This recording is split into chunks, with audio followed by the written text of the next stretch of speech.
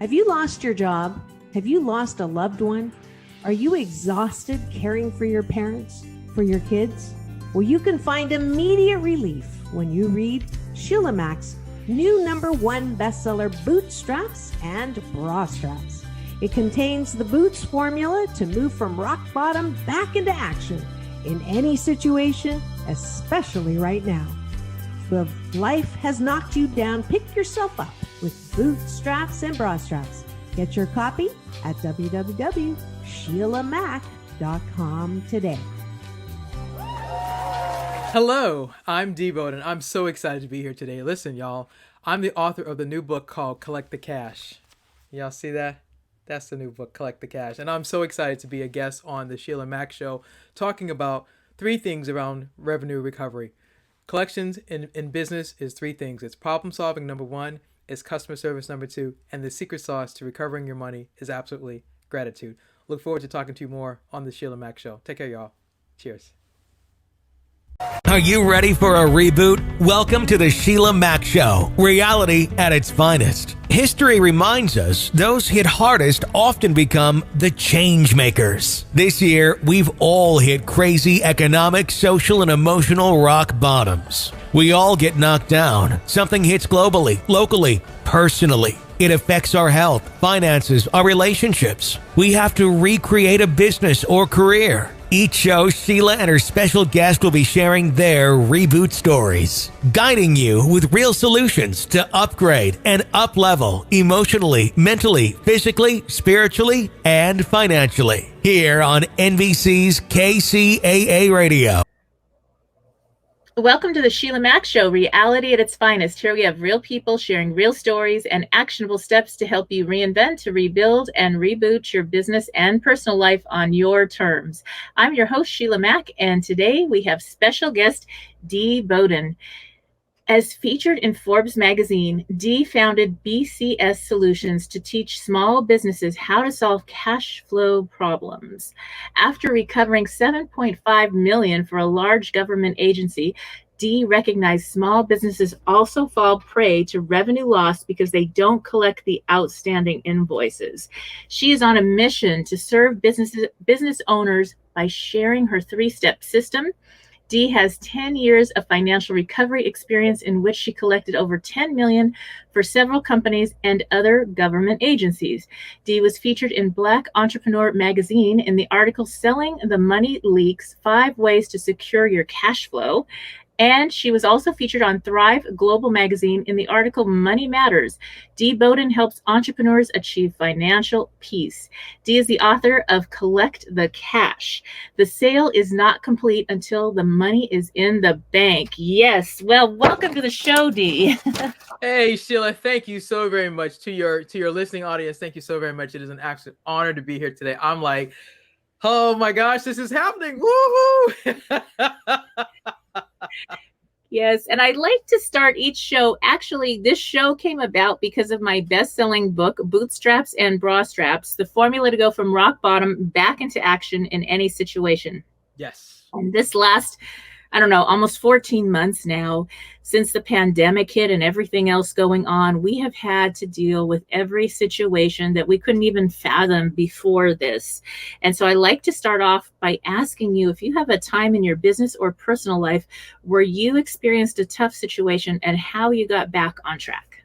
You know what, Sheila? That's a great question. Oh my gosh. So is it okay if I tell a story? Yes, please. All right, perfect. So the answer to that question, what had happened to me was this.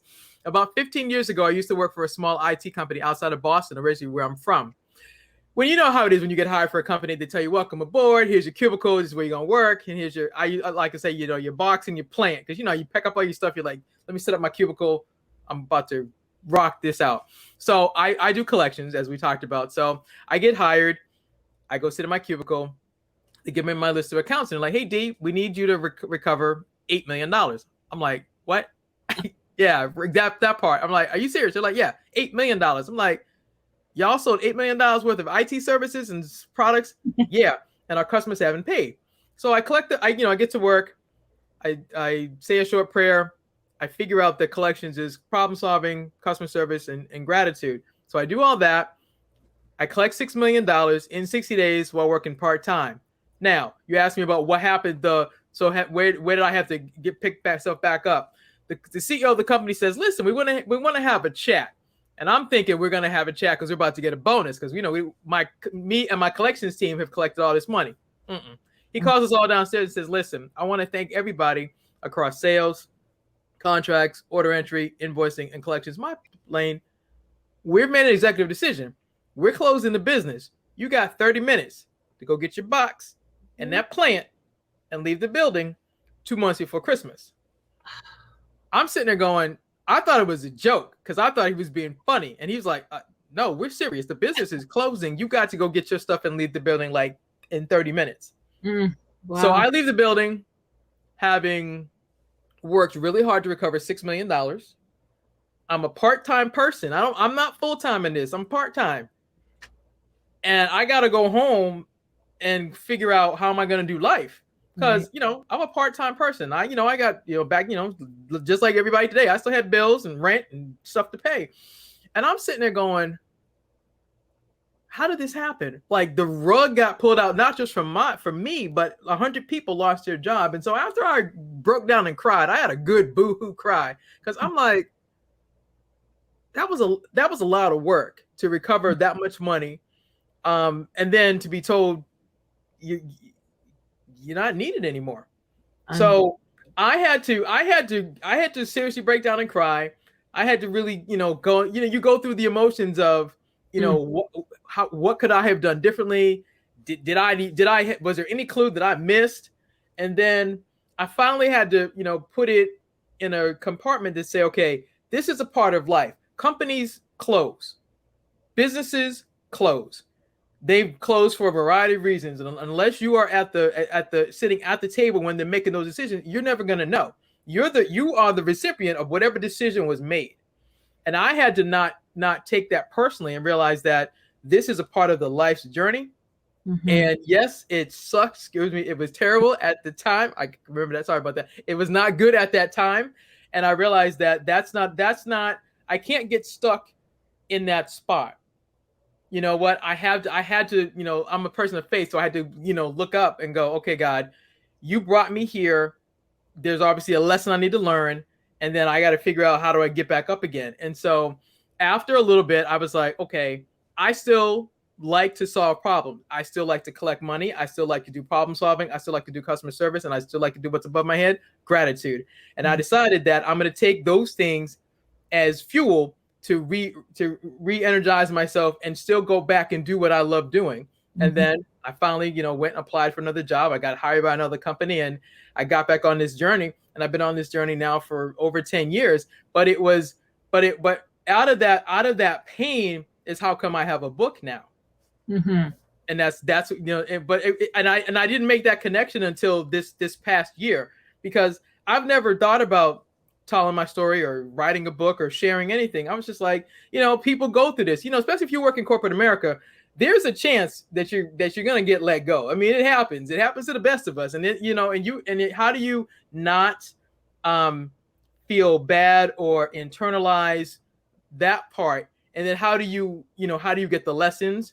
How do you, basically get back up again and believe that you have value, that you have worth, that you are this was an incident in your life. It's not your whole life.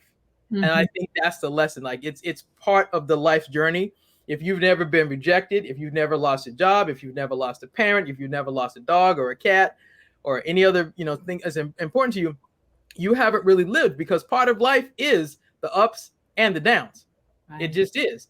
And I think you have to learn. I think for me, the lesson I learned along with that was perseverance. How do you get back up after being knocked down? Because if you can't get back up, you will stay down and you will stay stuck in whatever the it is. Exactly. Wow. And it seems like the more we get up after a tough situation, the stronger we become. And absolutely. You get up with a fighting spirit. You're like, oh no. It's almost like if you remember the movie Gone with the Wind. I might be dating myself, but if you remember that scene with Scarlett O'Hara, I think she's hungry and she says, "As God is my witness, I will never." I think she said, "I'll never be hungry again." Well, there's a part of you I think when you get knocked down, you kind of get that I will never be here again. Mm-hmm. And then your fight or flight, your determination, your affirmations, your mindset, I think you just get this fight spirit that you're like, first of all, you don't like how you feel when you're in that situation. Let's just go there. You don't like how you feel. You don't like the fact that your whole life the rug got pulled out from underneath you. You have to go through all of these emotions, and then you have to, let me say you have to choose to get back up again, because there are some people that get the wind knocked out of them. They don't choose. They're like, I'm not getting back up again. I'm not fighting. I'm just not going to do it. But I think for those of us who have something that's put on the inside of us, you go get that. You go get it. I think if you grew up in a family or a neighborhood or a situation where you watched your parents struggle or work really hard to teach you some things, if I think there's what you call it, resilience. You have to go find that muscle. You got to go dig. You got to go get that. And sometimes you just have to be broken down enough. You're like, okay, I don't like this part. I don't want to be here again.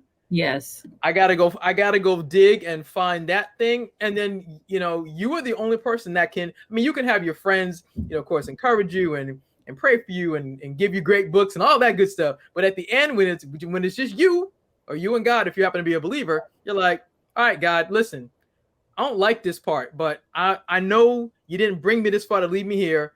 I need a clue and something that's going to make me get up again. And then eventually you have to make a decision that you are worth fighting for.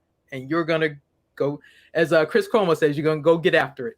Yes, that is so true. And so many times, obviously, in my life, writing this book, I wrote it because I lost my home, my cat, and my car in the forest fires in California. Oh, wow. I had, how do you get demoted in a day where you lose everything? I'm like, wait, I worked really hard for all this. Right. I was gone. And there I was staying in it was like a janitor closet at this little cabin in the hills that I rented out. And it was fully rented because everybody needed a place to stay. Mm-hmm, they all lost their homes. And I was in the little 400 square foot janitor shed. It didn't have a shower. It had a sink and a bathroom. And I had to make that choice. And people thought I was crazy. I was doing affirmations and playing positive music. And I had one of my sons, I have 6 kids. One of my sons loaned me a beater car and I fixed it up and I had everything positive around me. Within a month, so many blessings unfolded. And I realized I was being guided to something even better. Than where I thought I was supposed to be. And so that was the thing. And I had to really surrender to that, but also do the action steps that were required of me when they showed up. Absolutely. Yes. Yeah. And and first of all,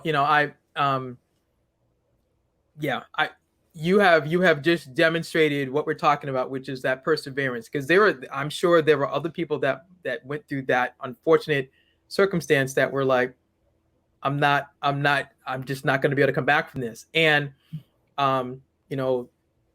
it takes a strong-willed person to say, yep, I've lost all these things. I've worked really hard. I did this. I made sacrifices, et cetera, et cetera. And then to decide to believe God for better, to decide to really put, the words that are on the page, like to start declaring them. Even though you can't see him, you don't feel it. There is no evidence that there's anything working, but you just got this mustard seed that says, okay, I'm gonna trust you in this. This doesn't make any sense, like nothing, like nothing. But because you promised that you were faithful, because you promised that you will give me beauty, but these ashes, because you promised that if I trust you, you will give me double for my trouble. Right. Okay. And then you have to make that decision. I kind of, if I use my hands, it's like you have to make the decision. The decision is in the middle. You're at the bottom. Your decision's over here. And you got to bring yourself kind of like this so you can go exactly that part. and then keep walking it out. And yeah, and we all, I mean, I haven't had that situation, but I've had my own journeys, and it's like, I didn't get all this grade for nothing. Yes, it's one of those things that if you live long enough, you get to have those experiences. I remember as a little girl, my grandparents, we lived in Los Angeles, Southern California. So we have people from all over the world as our neighbor. Right. Basically, it's very diverse. And so these friends of my grandmother, these ladies were, oh my gosh, they were probably 70s and 80s, and they would come over and have tea. And I was 5, and I was in the room to be seen but not heard, but I was listening. Mm-hmm. And I heard the stories. One lady had escaped to concentration camp and lost some of her relatives. Another one, her husband died, and they looked down on her for taking over the business because it was back in a time when that wasn't something women did. Right. And so there were all these different stories. And they were these stoic women that made it. And I thought, okay, when I grow up, I'm going to have my own adventures. And that's what it's going to be. And I'm always going to be like them. I'm going to get to the other side. Mm-hmm. And I just kept their stories with me. It was probably one of the greatest gifts I had, is to have that, to hear real living history, yes, real emotions, what it was really like, not a book where they take out the facts and they forget really important parts. And so that made all the difference for me. Yes. So I'd love to hear about your secrets and tips for businesses, small businesses, large businesses that have receivables and are not able to collect. What is the secret? So great question, Sheila. So what's the secret? Everybody's like, you always talk about this and go out, collect the cash. And what I say is that, collect the cash.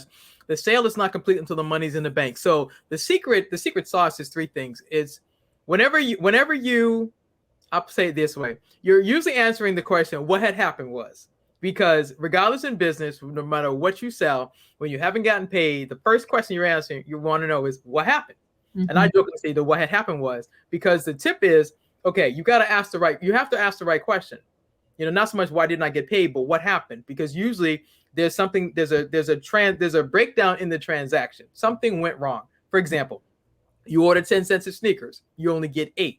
First question, what happened? Where are my sneakers? What happened to the other 2? I'm not going to pay you but 10 sneakers when I only have 8. I need you to answer the question. So collections, business to business collections is 3 things. It's problem solving, number 1. The what had happened was, why didn't I get paid, or what went wrong? Number 2 is customer service. Customer service is a variety of things. It's getting on the phone to find out the what had happened was, if there's 10 sets of sneakers that were ordered, I only got 8, I need you to do customer service. How come I don't have my other sneakers? Was there a problem with the order? Did they get lost? Did they get sent to the wrong address? Customer service is problem solving. And then, as you see above my head, it says gratitude. The gratitude thing is the real secret sauce, and it's saying thank you. Most people are like, D, who says thank you for getting paid? Trust me, I do on a regular basis. On a regular basis. And here's why. I've learned, as you were reading my bio, but more importantly, just my life journey, I've learned when you say thank you to the people who help you resolve a problem, you set yourself apart. The first thing I said before we went live, I said, Sheila, thank you so much for the opportunity to be a guest on your show. And you were like, oh, but I wanted you to know that I wanted you to know that I appreciate that opportunity. So I have, in my book, I talk about, collections is 3 things. It's problem solving. You're asking the questions. What had happened was, what's the disconnect? What went wrong? So you've got to take good notes when you get on the phone and find out what went wrong. So take good notes, number 1. Number 2, customer service. If you provided the product or service, you haven't, and they haven't paid you, you as a business owner have to go engage your customer and find out what happened. Mm-hmm. And if there's a problem, number 1, when they tell you, you're taking notes. You're writing down what went wrong. I ordered 10 sneakers. I only got 8. I'm missing 2. I'm not paying you. So you as a business owner want to tell them, okay, you know what? I want to apologize that you didn't get your full order. Number 1. Number 2, what can we do to course correct this and make sure you get your other sneakers and add in an extra pair? You're doing customer service. You are fixing the problem. You are smoothing the relationship. And then number 3, thank them. Because here's the thing.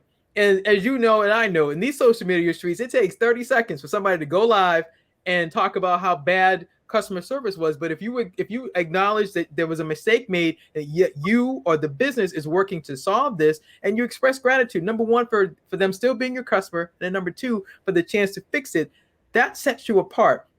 The companies that we admire the most, they've been doing those three things constantly. That's whether they make a public announcement about it or not.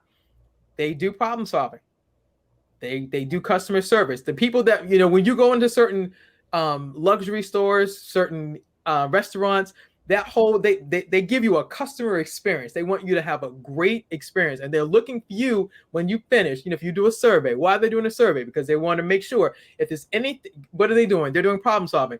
They're through the customer experience and through the customer survey. They're asking you, is there, could you rate us on a scale of 1 to 5? 1 being this, 5 being that, and they leave the little box. If you have any additional comments, please add it there. Why? Because they're looking for more information to figure out how they can do better. They can do better in their business. Well, and the same thing, that's what you do. When things don't go well, you're asking that question. You're taking responsibility for the error. You're creating, prayerfully, you're creating a better customer experience, and you're saying thank you. Thank you, number one, you didn't lose your customer because you messed up. Thank you, number two, that they're actually going to still pay you. And then number three, that you get a chance to course correct and set an example, for the next time they do business with you. So those are my 3 tips. That makes so much sense. And when you think about it, as a business owner, you want to know when somebody's not happy. You want to know when there's a problem. And I owned gift stores for many years, starting at 23, going for 17 years. Mm-hmm. and then that was great. And I continued with businesses in different ways after I closed down. And with that, I loved having feedback. I would pay people. They didn't have secret shoppers back then. I would pay people to give me feedback. I wanted to know, because that feedback from those clients that owe money, even, that's going to save you and make you money. It's going to prevent future loss. Right. And that's what you really want. It's just incredible, because it's minor. Sometimes you don't see it because you're so close to running your business. Mm-hmm. And I would say, I can see my hand is so close to my face. I don't even know anymore what's going on in my stores. I need you to give me a different perspective, please. Mm-hmm.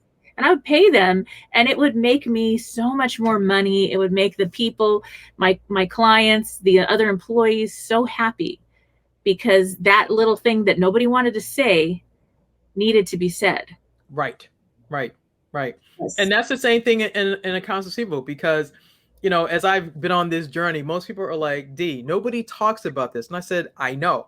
Mm-hmm. And I get it. I jokingly used to always say, most people would rather get a root canal than have to ask their customer to pay them for any money, because you don't. Number one, you don't want to. There's a stigma that you might mess up the relationship if you have to go ask the customer for payments. Mm-hmm. I disagree. I believe if you have managed that relationship correctly, you should be. If it's not you, then there's somebody in your team that should be able to go find out. How come we haven't gotten paid? And if there's a problem, you're going to be proactive. You're looking to do problem solving, problem resolution, get to the bottom of what's wrong. And that's what business is. The reason everybody goes into business, whenever they sit and have something great to eat or drink, they get this great idea. I'm going to be the next whatever it is. Mm-hmm. My ... solves this problem. You and I right now, we go into a bookstore. You can go into Barnes and Noble. You can go into any section, self-help, business, sports, whatever. Every person who wrote a book said their process, their way of doing things is the best thing, and they're marketing it because they believe that it solves it. And they wrote the book, or they shared the story, or they did the video, whatever it is, because they're speaking to a particular market. You've got okay, we can take burgers. You got McDonald's, Burger King, Wendy's. Mm-hmm. Three stores. They do the same thing. They are restaurants. They sell hamburgers, but McDonald's has its process of how they entered into the world. Burger King came up with have it your way, and then Wendy's has its thing. The point is, all three of them do one thing. They sell food, but they sell it in 3 different ways. because they figured out there's a market. Wendy's figured out there's a market for how their Burger King did the same thing, McDonald's did the same thing.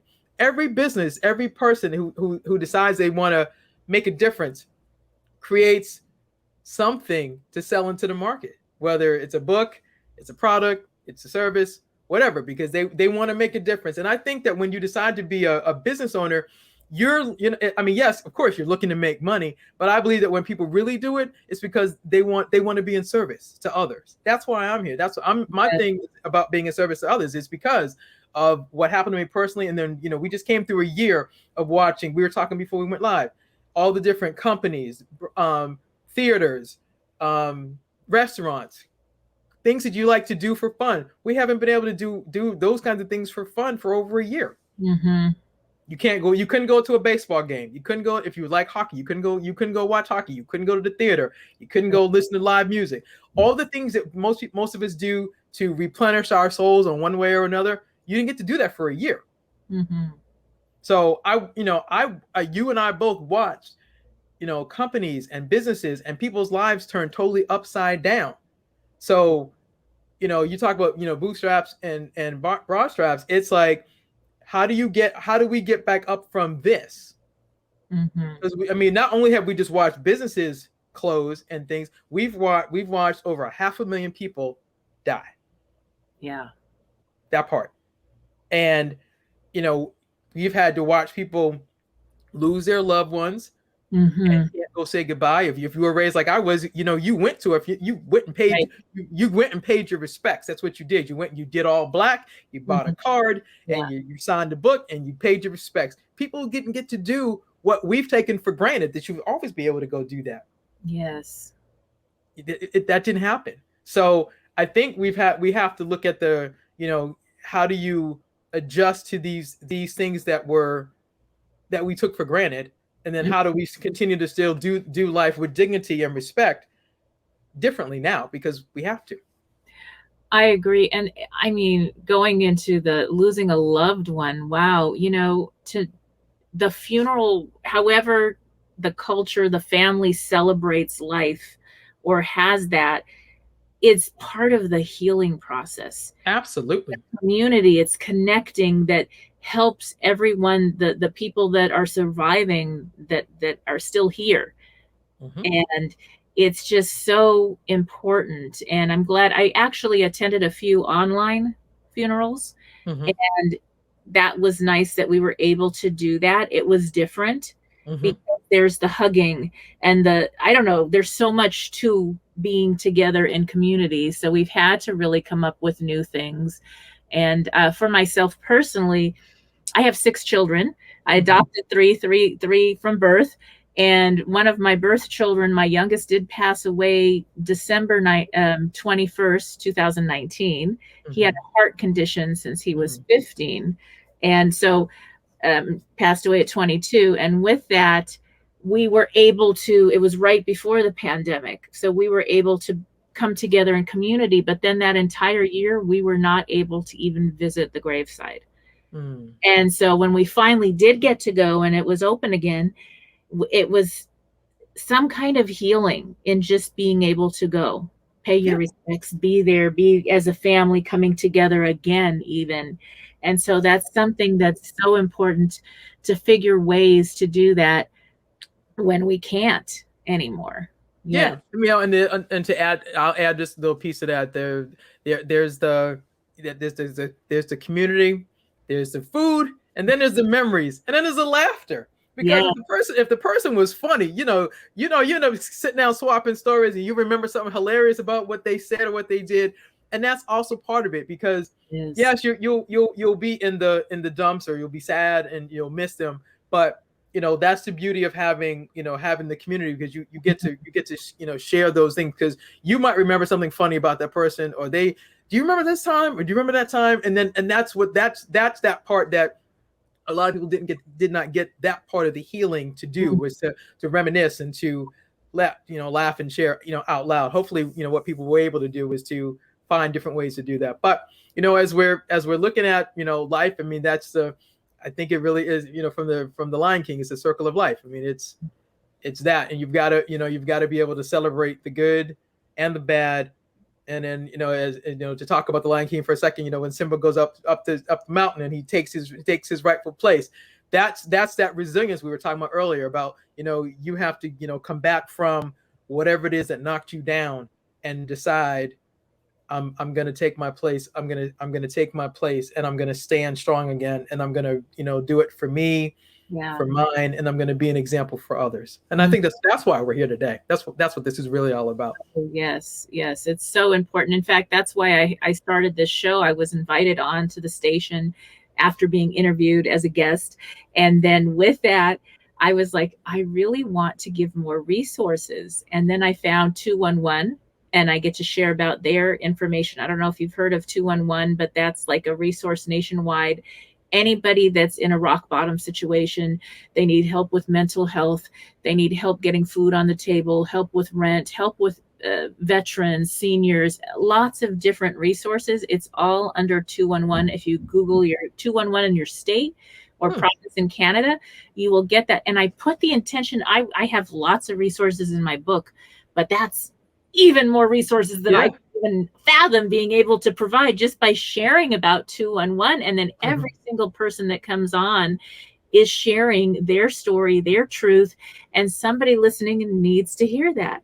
And, they may be a small business, and if they're able to read your book and start collecting some of the money that's owed them, that could be the difference between staying in business or going out of business. Absolutely. Yes. And I'm so glad you said that, because that's what the book is all about. The book is all about, it is not, so much about my story. It's more about the lessons that I learned, and then, deciding to share it.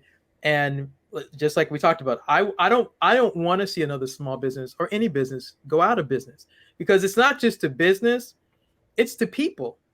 Those are families, whether you're first a family of one or a lot of people. It's your family. And that whole journey to, because you have to go down and get back up and then fight. And so I'm on a mission to teach you to do problem solving with your payments. If you haven't been paid, do customer service. And like I said, I really do believe in the power of saying thank you. I have watched it happen successfully over and over and over again. And I've learned that when you say thank you, it's like people I get that look all the time. Like, thank you for getting paid. Yes. Thank you for getting paid. Because here's the thing. When you go to, as a matter of fact, if you, whether you have a business or not, when you go shopping, when you go and you swipe your credit card, you're waiting for these two magical words, transaction approved. You don't get to leave the store without those two magical words appearing on your receipt. And then hopefully your cashier person says, hey, thanks for shopping with us, or thank you. Or matter of fact, if they don't say it, at least it's written on the bottom of the receipt. Thank you for shopping with such and such. Yes. It's the same. It's gratitude. It's an intangible principle, but it carries so much weight. It really does. Yes, I can go back to my gift store, opened at 23, and the heart of my store was community. So I actually worked with Job Training Partnership Act, the government, and there was a program that I was one of the leading stores that created this program for foster kids that were emancipating. Nobody wanted to hire them. I came out of the foster care system as a kid. So this was like, these are my people. This is my family. These kids are part of me, and I have to help. And so I created this training program. Over 200 kids went through my program over the years in my store. And that was the heart of the business. I ended up buying 5 buildings and paying them off in California for gift stores based on the fact that it had nothing to do with making money. I let that, but we did collect. Obviously, we did get our money to pay them. But at the same time, there was a heart to it. And so when you're on purpose, it doesn't matter what you're doing for work. You can create some type of a purpose beyond, where you're helping where you're giving back. And that can fuel you. And it just always brings success, because you're helping other people. And then you're blessed because you're giving back. You're not just out to take, you're giving back. And I think that made all the difference. My store had, the rule was everybody that walks in is royalty. Everybody. I don't care if they don't buy anything. everybody gets treated the same. And I had a very serious training about that. And we would go to the mall and I would have them buy little things. And I'd say, wow, how did that feel when that clerk wasn't nice to you because you're a young teen and they didn't even say thank you? What did it feel like then when we went to Nordstrom's and they were so nice and they thanked you and handed you the bag a certain way and did all these things? What was the difference? How do you want people to see the store and you? And, so that we had fun. Yeah. It was fun. It was so much fun. And you know what? When I did if you are closing your business down for whatever reason, when I did come to that point, it was about maybe 9 or 10 months before we decided to close that we already knew we were going to shut down and just rent the buildings out. And I literally helped every single employee find a better job than what I could even pay them. Wow. It made such a difference. We all became friends over the years. We still are friends. It wasn't like the business is closed and it's over. And so that was the difference in, if you can consider, if there's any way you can help your employees, if you do have to transition or slow down for a little bit due to all this craziness, that you can help them find work or give other resources. I don't know. It just made me feel better. These people were like my extended family. Yeah. It was important to me, and it made a difference because even the clients knew that everybody was taken care of. Yeah. So you just gave me a perfect example. Remember when I was talking about the creating the customer experience? You see, that's the beauty of when you have these conversations and you speak your truth. If you're speaking your truth, somewhere along the line, somebody's going to confirm what you're saying. It's and that customer experience is important. Whether and also, I mean, I think that's a sign of servant leader. That's a sign of servant leadership, and that's what we're looking to do. I mean, you do it in your way, I do it in my way, and we both are. The goal is, basically this way is to make life better for somebody else. That's the ultimate goal. My ultimate goal is to make life better for business owners, so they don't have to close their doors, so that nobody else has to go through what I went through. So they learn these principles, and they'll create their own little problem-solving, customer service, gratitude moments, and they'll teach them to others, and you'll see the difference. And that's a blessing. So thanks. Wonderful. Yes. Yeah. So now, where can people get your book? How can they find the book? Sure thing. So you can, if you want, let's say it this way. If you want to get the book personally signed by me, you can go to www.collectthecash.biz/book. That's www.collectthecash.biz/book. If you don't want it signed by me, you can find it on all things. You can find it at Amazon, Barnes & Nobles, Books A Million, and Walmart. But Amazon and Barnes & Nobles are the top two.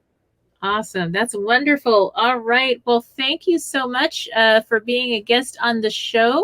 Thank you. It's been a pleasure. And I look forward to getting the book and sharing it with all the businesses I work with as well. Thank you again, Dee. Thank you, Sheila. Appreciate it. All right. And for those listening in, stay tuned. We'll be back after these messages. I'm Sheila Mack with the Sheila Mack Show here on KCAA Radio, the station that leaves no listener behind. Mark your calendars. We have Jay Abraham, the legendary Jay Abraham, and he will be our featured guest on the show Monday, May 10th, 12 noon to 2 p.m.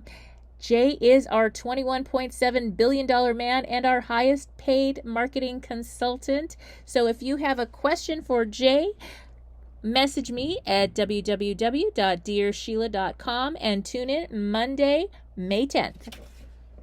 The first tip I'd like to share with you today is pay yourself and your family first.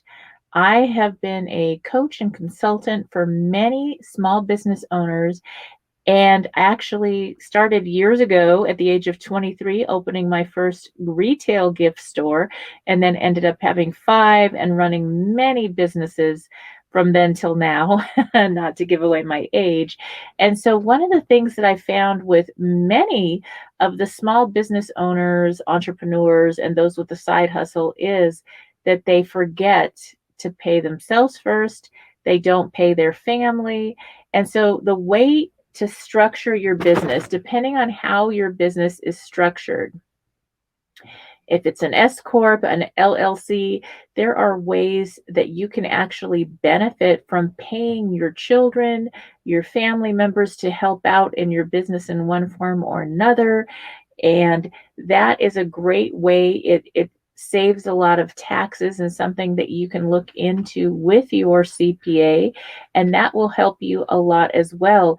If you also want to look into how to save for your Social Security benefits and this and that, there are actually plans where you can set up a fund for that. And that may or may not be something that you're interested in doing, but it is very important that you do show and pay yourself first from your company.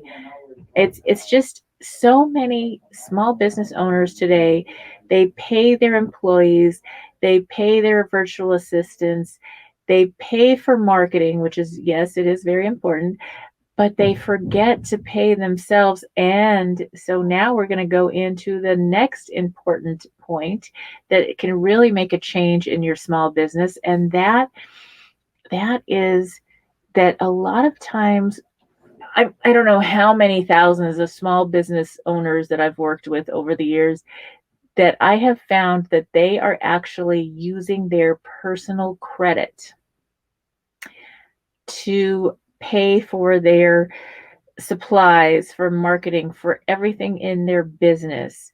So as soon as you finish this, the best thing you can do for your small business or side hustle is to start building your business credit.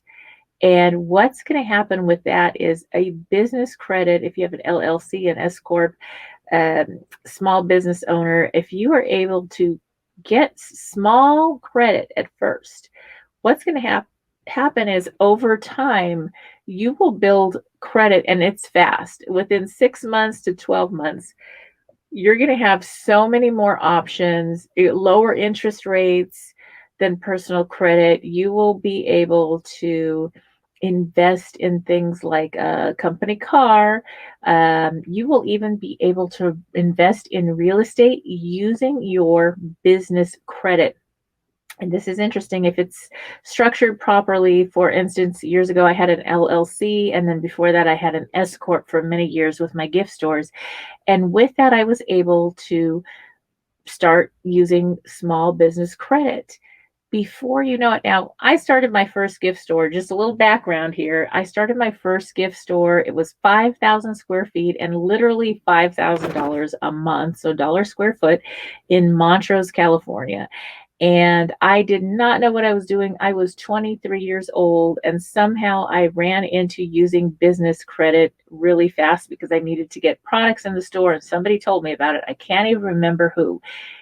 Before you know it, before the end of that first year, I was getting great net 90 terms, so I didn't have to pay things back for 90 days. I had 0 interest offers. I had 10 times more business credit than personal credit.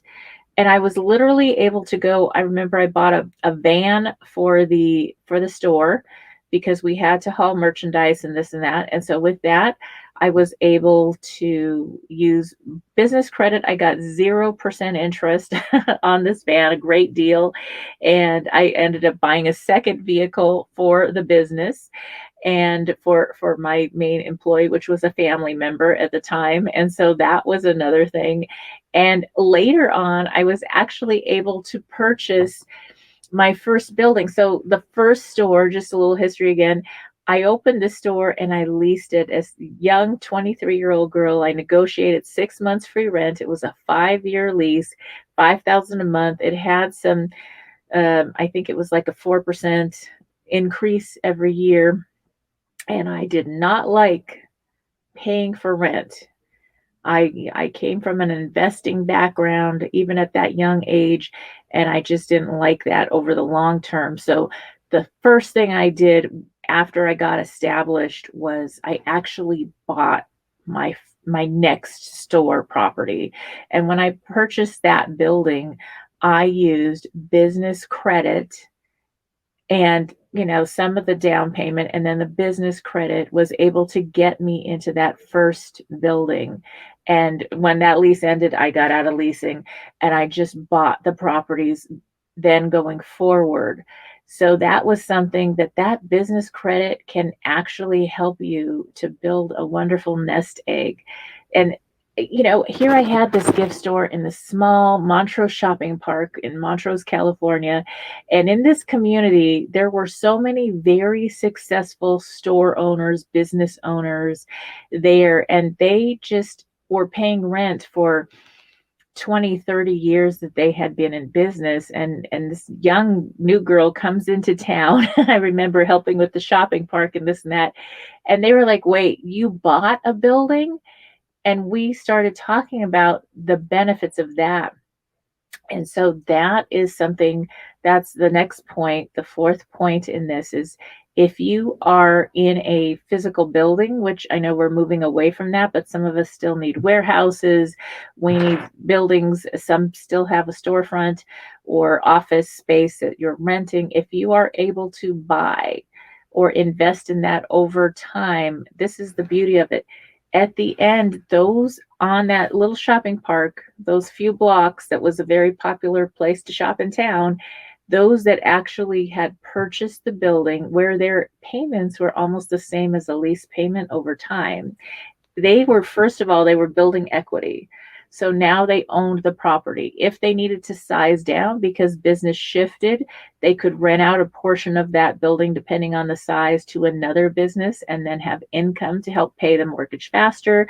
They were also able to retire and just rent out the building instead of having to work forever. Those that had health issues or things happened that had that equity in that building, in that property, they were actually able to have the nest egg and something for their families. And the other ones, when the business stopped, when they were not physically able to continue working, or they didn't want to, or the market completely changed, they had nowhere to go and nothing to do, and they had nothing to show for all those years. And they had mortgaged their house and used their personal credit to fund their business in the lean years when things shifted.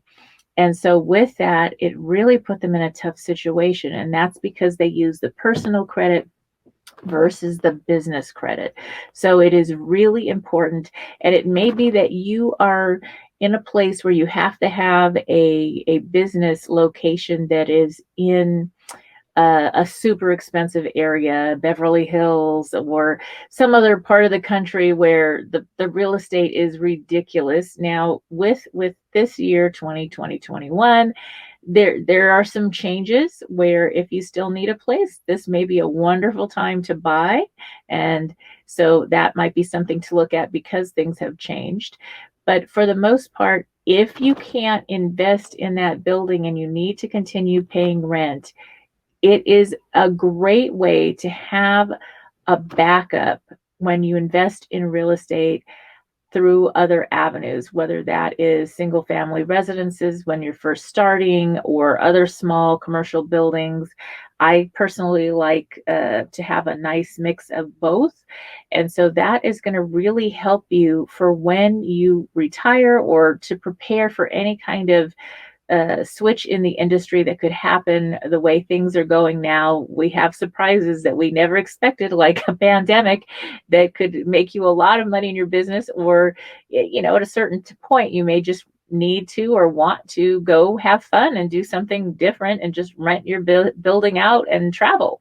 All right, if you're just tuning in, this is the Sheila Mack Show on NBC's KCAA Radio, the station that leaves no listener behind. And I would like to invite you to get started if you are looking to reinvent, rebuild, and reboot your business and personal life and just want to start with the guidebook. Get Bootstraps and Bra Straps, the formula to go from rock bottom back into action in any situation. It is a great beginning guide to start getting back on track and rebuilding and rebooting your business this year. It is available at Amazon, Audible, Kindle, and SheilaMac.com, SheilaMac.com. Also, if you'd like to go a little bit deeper in your business reboot, sign up for the Business Leader Reboot course at SheilaMac.com. That is, if you want to lead your team or your company to even more success, I help you using the Boots formula and my years of experience in business so that you can quickly and easily have even more success. Go to SheilaMac.com and under courses, look for Business Leader Reboot. Welcome to Dear Sheila, answering real questions with real solutions to help reboot your life. I have COVID credit. How do I rebuild my credit and get out of debt? Dear Sheila, I have been hit hard this year with medical expenses and my hours got cut due to the COVID pandemic. I'm having lots of trouble figuring out how to continue to pay all my creditors while maintaining enough income to get by. Last year, I also went through a very costly divorce and now this. So my credit and debt load were already maxed out. And that was when I was working full time. Now my hours have reduced to half. My question is, how do I avoid more credit issues, pay off my debt, and survive right now? Or should I just file for bankruptcy? Signed, COVID Credit Sick.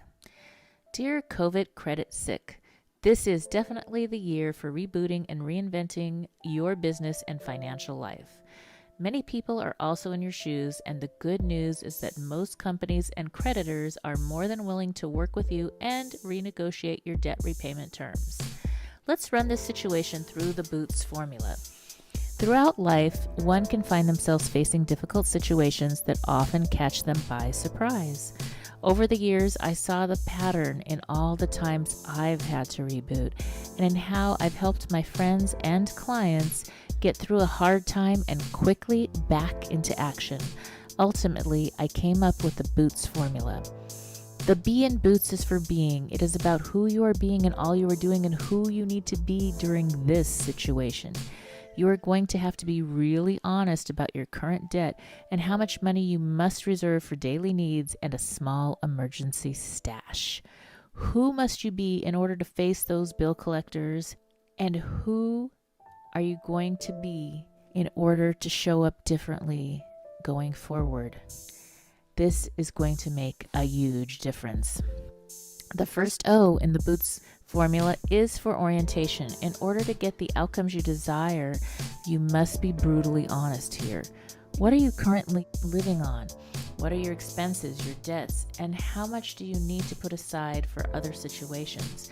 What outcomes do you want for your finances? And what do you do for your current employer that you could possibly do as an independent contractor at this time? Do you want to reestablish credit fast and one day qualify for a new home or car?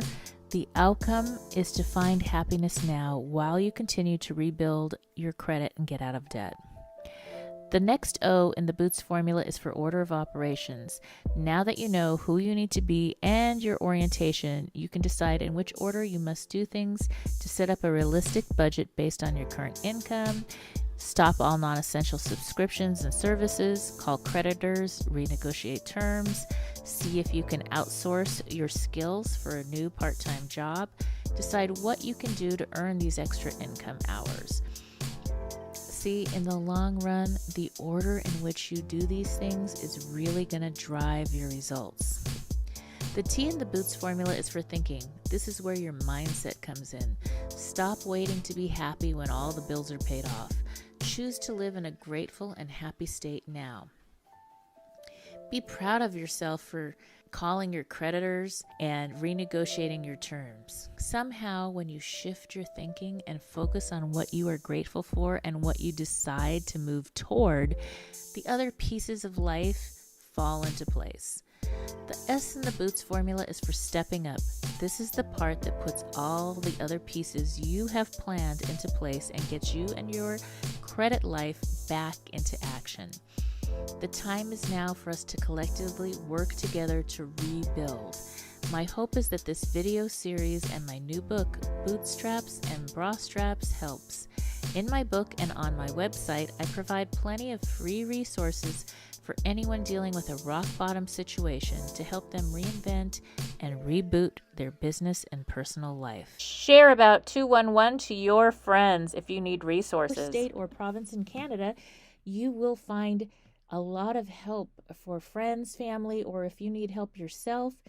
211 is a free and confidential service that helps people across North America find the local resources they need. They are there to help you 24 hours a day, 7 days a week. So keep that in mind. Things that they can help with are food, resources, mental health, healthcare, housing, transportation, income, utility assistance, and much more. Also offer, I do have Mastermind live weekly courses, and those are available at SheilaMac.com, SheilaMac.com. I have to let you know something, just between you and me. This book is not one size fits all, just like a pair of boots or a bra. So the formula is designed to help you through any situation. To grab a copy of my new best-selling book, Bootstraps and Bra Straps, the formula to go from rock bottom back into action in any situation. It is now available on Audible as well as on Amazon and Kindle and at www.sheilamac.com.